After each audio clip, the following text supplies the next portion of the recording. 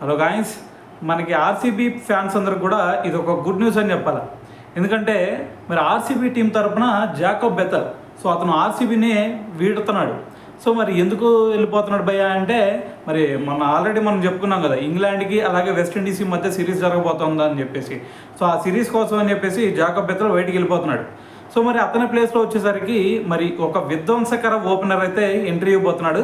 So అతను చూసుకుంటే రీసెంట్గా ఫిన్ ఎలన్తో కలిసి పాకిస్తాన్ బౌలర్స్కి ఇది ఓపించారు. సో మరి అటువంటి విధ్వంసకరమైన బ్యాట్స్మెన్ ఎవరు భయ్యా అంటే మరి Finn Allen. So Tim Seifert. So అతను కనుక తలుచుకున్నాడు అంటే మ్యాచ్ వన్ సైడ్ చేసేస్తాడు. సో కాకపోతే ఇక్కడ మ్యాటర్ ఏంటంటే మరి అతన్ని ఎవరి ప్లేస్లో పెడతారనేది ఇక్కడ కొంచెం డౌట్ఫుల్గా ఉంది. అంతకుముందు చూసుకుంటే మరి ఫిలిప్ సాల్ట్ ప్లేస్లో జాకబ్ బెథెల్ వచ్చాడు. సో మరి అదే జాకబ్ బెథెల్ ప్లేస్లో ఇప్పుడు టిమ్ సీఫర్ట్ వస్తున్నాడు. సో మరి ఫిలిప్ సాల్ట్ని పక్కన పెట్టి మరి టిమ్ సీఫర్ట్ని ఆడిస్తారా, లేదంటే వేరే ప్లేయర్స్ని ఎవరినైనా పక్కన పెట్టి ఛాన్స్ ఇస్తారా అనేది సో ఇక్కడైతే చూడాలా. సో ఏదైనా సరే మరి టిమ్ సీఫర్ట్ వచ్చేసరికి రేపు 24th ఆర్సీబీతో జాయిన్ అవుతాడు. సో మరి ఇప్పుడు చూసుకుంటే 12 మ్యాచెస్ ఆడినాయి ఆర్సీబీ. సో ఇంకా 2 మ్యాచ్లు ఉన్నాయి. 23rd వచ్చేసరికి ఎస్ఆర్హెచ్తో ఒక మ్యాచ్ జరిగింది.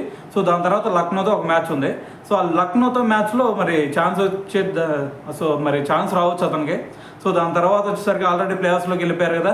సో ప్లే ఆఫ్స్లో కనుక టిమ్ సీఫర్ట్ని పెట్టుకున్నారు అంటే ఇక వార్ వన్ సైడ్ చేసేస్తాడు. సో దాంట్లో ఎటువంటి డౌట్ అవసరం లేదు. సో మరి చూద్దాం, మరి టిమ్ సీఫర్ట్ ఆర్సీబీలోకి వచ్చి అతనికి ప్లేస్ దక్కిద్దా. సో మరి ప్లేస్ దక్కితే మరి విధ్వంసం క్రియేట్ చేస్తాడా లేదా అనేది తెలియాలంటే సో మరి మ్యాచ్ జరిగేంత వరకు వెయిట్ చేయాలి కదా.